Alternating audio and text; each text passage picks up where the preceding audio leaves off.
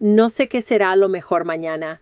En 2004 aún no existía el término gerente de redes sociales, pero hoy en día las empresas arriesgan la quiebra si no actúan en consecuencia. En 2004, Blockbuster tenía unos ingresos de 5,9 mil millones de dólares. Hoy ya no existe. El modelo de Netflix ha triunfado. En 2004, los periodistas escribían exclusivamente en papel. Hoy crean contenidos multimedia, podcasts y boletines informativos.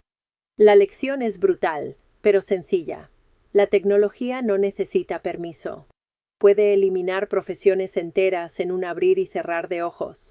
Piensa, por ejemplo, en los radioaficionados y los secretarios, y en cómo crea nuevas profesiones antes de que aprendamos a pronunciar sus nombres. También transforma las profesiones existentes en algo irreconocible. Por eso, la pregunta que hago no es si mi trabajo cambiará. Más bien me pregunto, ¿cuándo sucederá?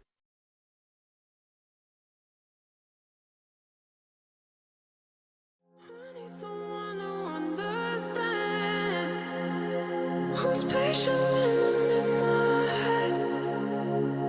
'Cause all these thoughts got me too damn scared. Still I fall, fall, fall, fall, fall, fall, fall.